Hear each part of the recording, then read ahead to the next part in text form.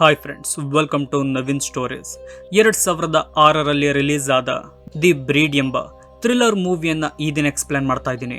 Video ತುಂಬಾ thrilling ಆಗಿರುತ್ತೆ, so ವಿಡಿಯೋನ ಕೊನೆವರೆಗೂ ನೋಡಿ.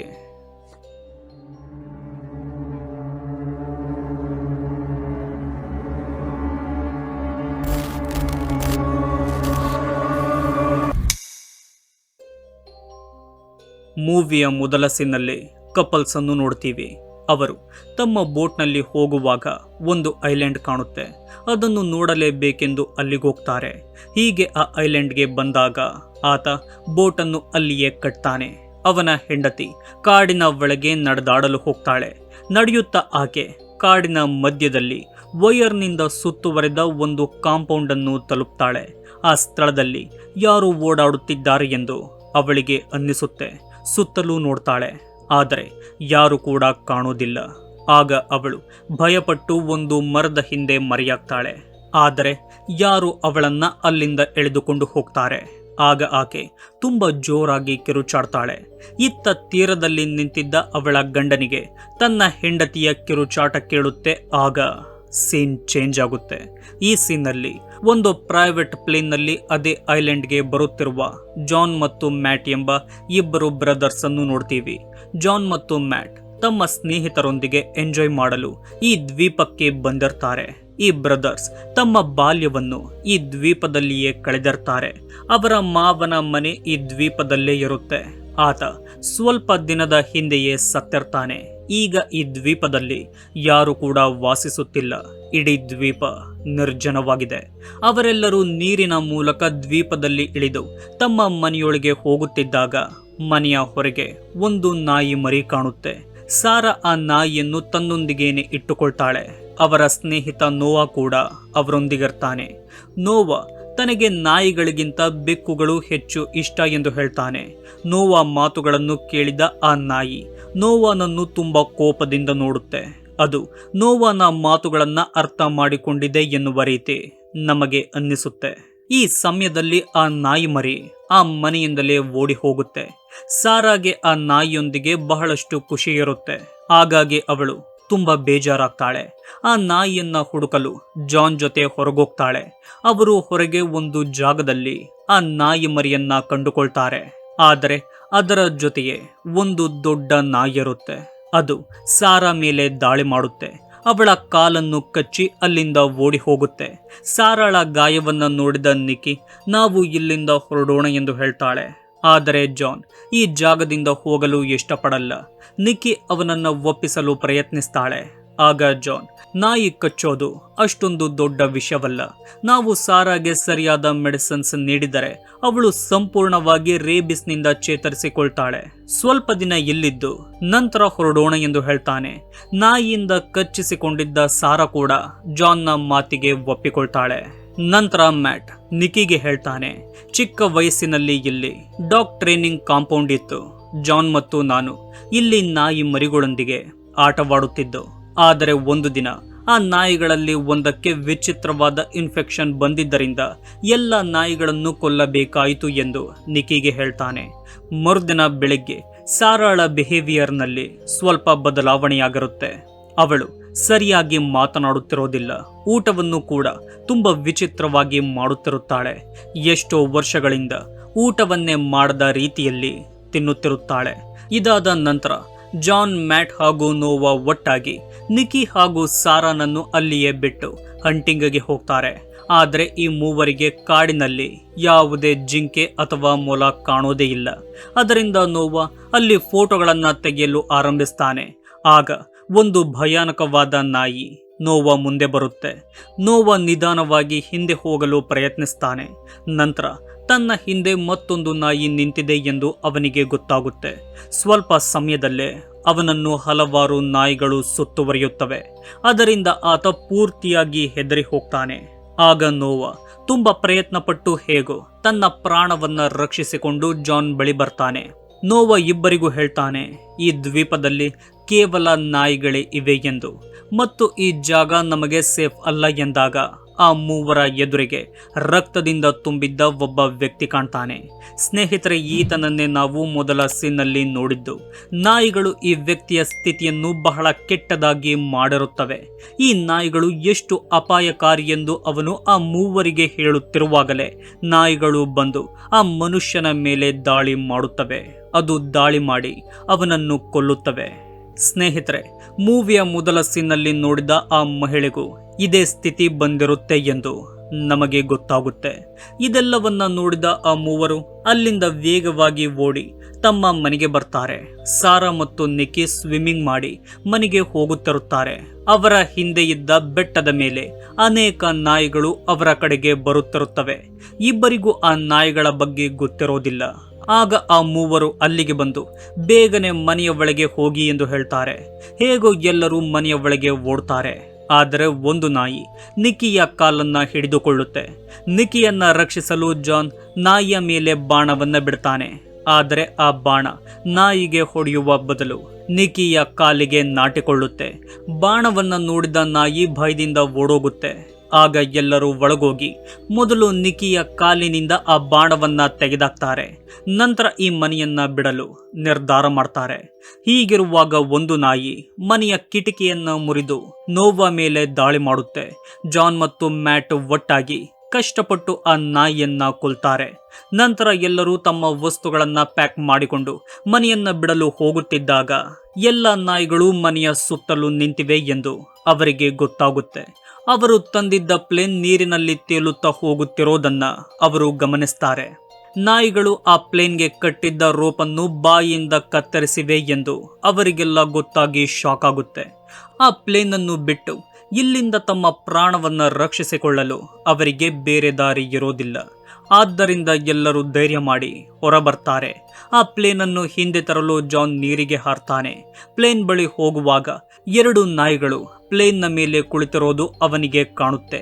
ನೀರಿನಲ್ಲಿ ಜಾನ್ ಅನ್ನು ನೋಡಿದ ಆ ನಾಯಿಗಳು ನೀರಿಗೆ ಹಾರಿ ಅವನನ್ನ ಹಿಡಿಯಲು ಈಜಿಕೊಂಡು ಬರುತ್ತವೆ.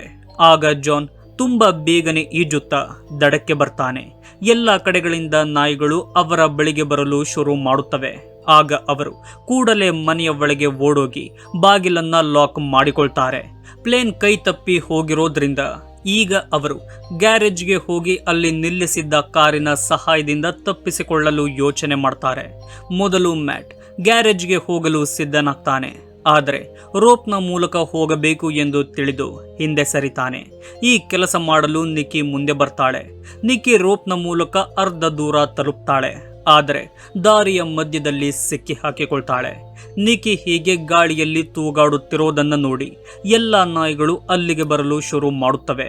ಆದರೆ ನಿಕ್ಕಿ ಹೇಗೋ ಆ ರೋಪ್ನಿಂದ ಕೆಳಗೆ ಇಳಿದು ಗ್ಯಾರೇಜ್ ತಲುಪ್ತಾಳೆ. ನಂತರ ಅವಳು ಕಾರ್ನಲ್ಲಿ ಕುಳಿತು ಅದನ್ನು ಸ್ಟಾರ್ಟ್ ಮಾಡಲು ಪ್ರಯತ್ನಿಸ್ತಾಳೆ. ಆದರೆ ಕಾರ್ ಸ್ಟಾರ್ಟ್ ಆಗೋದಿಲ್ಲ, ಏಕೆಂದರೆ ಅದನ್ನು ತುಂಬಾ ವರ್ಷದಿಂದ ನಿಲ್ಲಿಸಲಾಗಿರುತ್ತೆ. ಆಗ ಎಲ್ಲ ನಾಯಿಗಳು ಆ ಜಾಗಕ್ಕೆ ಬಂದು ಕಾರನ್ನು ಎಲ್ಲ ಕಡೆಯಿಂದ ಸುತ್ತುವರಿಯುತ್ತವೆ. ಆಗ ನಿಕ್ಕಿ ಕಾರಿನ ಮೇಲ್ಭಾಗದಿಂದ ಹೊರಬಂದು ಗ್ಯಾರೇಜ್ನ ರೂಫನ್ನು ತಲುಪ್ತಾಳೆ. ಆದರೆ ನಿಕ್ಕಿಗೆ ಪುನಃ ಮನೆಗೋಗಲು ದಾರಿ ಇರುವುದಿಲ್ಲ. ಆಗ ಜಾನ್ ಅವಳ ಕಡೆಗೆ ಒಂದು ರೋಪನ್ನು ಕಟ್ಟಿದ್ದ ಬಾಣವನ್ನ ಹೊಡಿತಾನೆ. ಅದನ್ನು ಹಿಡಿದ ನಿಕ್ಕಿ ಪುನಃ ಮನೆಗೆ ಬರ್ತಾಳೆ. ರಾತ್ರಿಯಲ್ಲಿ ಎಲ್ಲರೂ ಈ ಟೆನ್ಷನ್ನಿಂದ ಕಾಮಾಗಲು ಕೆಲವು ಹಾಡುಗಳನ್ನ ಕೇಳ್ತಾರೆ. ಆದರೆ ಆ ಸಮಯದಲ್ಲಿ ಲೈಟ್ಗಳೆಲ್ಲ ಆಫ್ ಆಗುತ್ತೆ. ಆಗ ನೋವಾ ಫ್ಯೂಸ್ ಅನ್ನ ಸರಿ ಮಾಡಲು ಒಬ್ಬನೇ ಬೇಸ್ಮೆಂಟ್ಗೆ ಹೋಗ್ತಾನೆ. ಆದರೆ ಅಲ್ಲಿಯೇ ಇದ್ದ ಒಂದು ನಾಯಿ ನೋವಾ ಮೇಲೆ ದಾಳಿ ಮಾಡುತ್ತೆ. ನಂತರ ಎಲ್ಲ ನಾಯಿಗಳು ಒಟ್ಟಾಗಿ ನೋವಾನನ್ನು ಕೊಂದು ಹಾಕುತ್ತವೆ. ಬೇಸ್ಮೆಂಟ್ನಿಂದ ನೋವಾ ಧ್ವನಿಯನ್ನು ಕೇಳಿದ ಜಾನ್ ಮತ್ತು ಮ್ಯಾಟ್ ಅವನ ಕಡೆಗೆ ಹೋಗ್ತಾರೆ. ಆದರೆ ಅವರ ಕಡೆಗೆ ಬರುವ ಅನೇಕ ನಾಯಿಗಳನ್ನ ನೋಡಿ ಡೋರನ್ನ ಕ್ಲೋಸ್ ಮಾಡ್ತಾರೆ. ಈಗ ನಿಧಾನವಾಗಿ ಎಲ್ಲ ನಾಯಿಗಳು ಮನೆಯ ಒಳಗೆ ದಾರಿಯನ್ನ ಮಾಡಿಕೊಂಡು ಬರಲು ಶುರು ಮಾಡುತ್ತವೆ. ಆಗ ಎಲ್ಲರೂ ರೂಫ್ನ ಕಡೆಗೆ ಓಡಲು ಪ್ರಯತ್ನಿಸ್ತಾರೆ. ನಂತರ ಒಂದು ನಾಯಿ ಮ್ಯಾಟ್ ಅನ್ನು ಕಚ್ಚುತ್ತೆ. ಅದರಿಂದ ಜಾನ್ ಆ ನಾಯಿಯನ್ನು ಕೊಲ್ತಾನೆ. ಅವರೆಲ್ಲರೂ ಹೋಗಿ ಆಟಿಕ್ನಲ್ಲಿ ಮರೆಯಾಗ್ತಾರೆ. ನಂತರ ಅವರಿಗೆ ಆ ಜಾಗದಲ್ಲಿ ಕೆಲವು ಪೇಪರ್ಸ್ ಸಿಗುತ್ತೆ. ಈ ಪೇಪರ್ಸ್ನ ಪ್ರಕಾರ ಈ ಸ್ಥಳವು ನಾಯಿಗಳಿಗೆ ಟ್ರೈನಿಂಗ್ ನೀಡುವ ಗವರ್ನಮೆಂಟ್ ಫೆಸಿಲಿಟಿ ಆಗಿದೆ ಎಂದು ಅವರಿಗೆ ಗೊತ್ತಾಗುತ್ತೆ. ಮರುದಿನ ಬೆಳಗ್ಗೆ ಮ್ಯಾಟ್ ಮತ್ತು ಜಾನ್ ಮತ್ತೊಮ್ಮೆ ಕಾರನ್ನ ತೆಗೆದುಕೊಂಡು ಬರಲು ನೇರವಾಗಿ ಗ್ಯಾರೇಜ್ಗೆ ಹೋಗ್ತಾರೆ. ಇಬ್ಬರು ಒಟ್ಟಾಗಿ ಆ ಕಾರನ್ನು ಆ ಗ್ಯಾರೇಜ್ನಿಂದ ಹೊರಗೆ ತರ್ತಾರೆ. ಆದರೆ ಆ ಕಾರು ಸ್ಟಾರ್ಟ್ ಆಗೋದಿಲ್ಲ. ಅದರಿಂದ ಮ್ಯಾಟ್ ಕಾರನ್ನ ಪುಷ್ ಮಾಡಲು ಶುರು ಮಾಡ್ತಾನೆ. ಜಾನ್ ಕಾರ್ನಲ್ಲಿ ಕುಳಿತು ಅದನ್ನ ಸ್ಟಾರ್ಟ್ ಮಾಡಲು ಪ್ರಯತ್ನಿಸ್ತಾನೆ. ಅನೇಕ ಬಾರಿ ಪ್ರಯತ್ನ ಪಟ್ಟರೂ ಕಾರ್ ಸ್ಟಾರ್ಟ್ ಆಗೋದಿಲ್ಲ. ಹೊರಗಿನ ಎಲ್ಲ ನಾಯಿಗಳು ಅವರನ್ನ ನೋಡಿ ಅವರನ್ನ ಹಟ್ಟಿಸಿಕೊಂಡು ಬರುತ್ತವೆ. ಎಲ್ಲ ಕಡೆ ನಾಯಿಗಳಿರೋದ್ರಿಂದ ಮ್ಯಾಟ್ ಮತ್ತು ಜಾನ್ ಕಾರಿನೊಳಗೆ ಇರಬೇಕಾಗಿರುತ್ತೆ. ಕಾರಿನ ಸ್ಪೀಡ್ ಕಡಿಮೆಯಾಗಲು ಶುರುವಾಗುತ್ತೆ. ಆದ್ದರಿಂದ ಜಾನ್ ರಿಸ್ಕ್ ತೆಗೆದುಕೊಂಡು ಕಾರನ್ನು ಒಂದು ಹಳ್ಳವಿರುವ ಕಡೆಗೆ ತೆಗೆದುಕೊಂಡು ಹೋಗ್ತಾನೆ. ಈಗ ಜಾನ್ ಮತ್ತೊಮ್ಮೆ ಕಾರನ್ನ ಸ್ಟಾರ್ಟ್ ಮಾಡಲು ಪ್ರಯತ್ನಿಸ್ತಾನೆ. ಕಾರ್ ಡೌನ್ನಲ್ಲಿದ್ದ ಕಾರಣ ಕೊನೆಯ ಕ್ಷಣದಲ್ಲಿ ಸ್ಟಾರ್ಟ್ ಆಗುತ್ತೆ.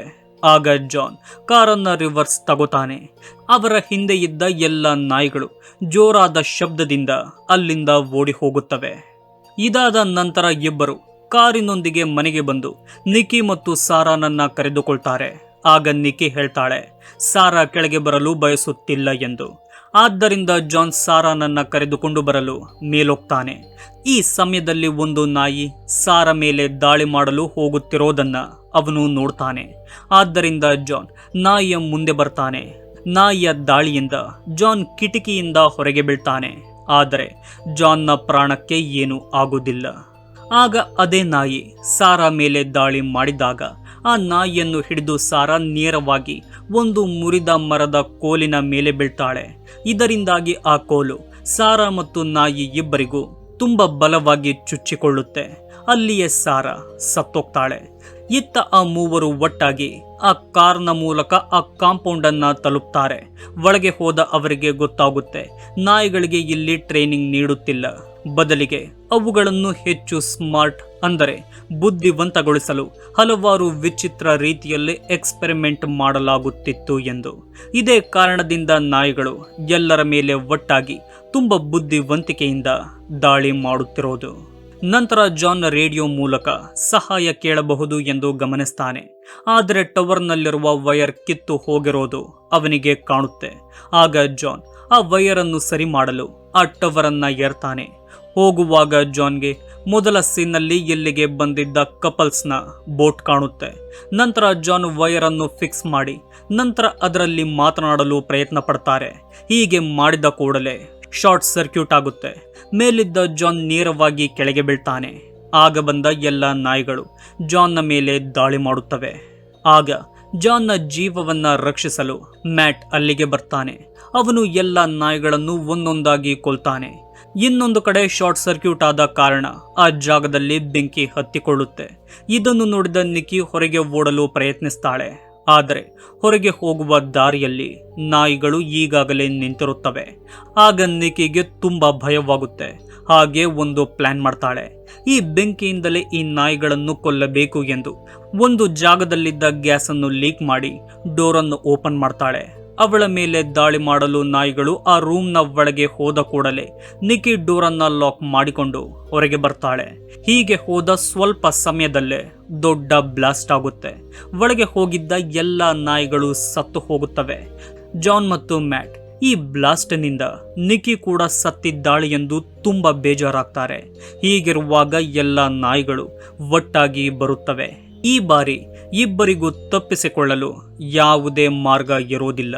ಆಗ ಅವರಿಬ್ಬರನ್ನು ರಕ್ಷಿಸಲು ಅವರ ಕಾರನ್ನ ತೆಗೆದುಕೊಂಡು ನಿಕಿ ಅಲ್ಲಿಗೆ ಬರ್ತಾಳೆ. ನಿಕಿ ಬದುಕಿರೋದನ್ನ ನೋಡಿ ಅವರಿಗೆ ತುಂಬಾ ಖುಷಿಯಾಗುತ್ತೆ. ನಂತರ ಅವರೆಲ್ಲರೂ ಒಟ್ಟಾಗಿ ಆ ಬೋಟ್ನ ಕಡೆಗೆ ಹೋಗ್ತಾರೆ.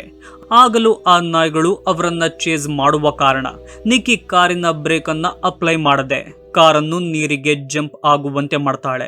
ನಂತರ ಎಲ್ಲರೂ ಕಾರ್ನಿಂದ ಹೊರಬಂದು ಆ ಬೋಟ್ನ ಕಡೆಗೆ ಈಜ್ತಾರೆ. ಹೇಗೂ ಆ ನಾಯಿಗಳಿಂದ ತಮ್ಮ ಪ್ರಾಣವನ್ನ ಕಾಪಾಡಿಕೊಳ್ತಾರೆ. ಆ ಬೋಟ್ನಿಂದ ತುಂಬಾ ದೂರಕ್ಕೆ ಹೋಗ್ತಾರೆ. ಹೀಗಿರುವಾಗ ಆ ಬೋಟ್ನ ಸ್ಲೀಪಿಂಗ್ ರೂಮ್ನ ಡೋರನ್ನ ಓಪನ್ ಮಾಡ್ತಾರೆ.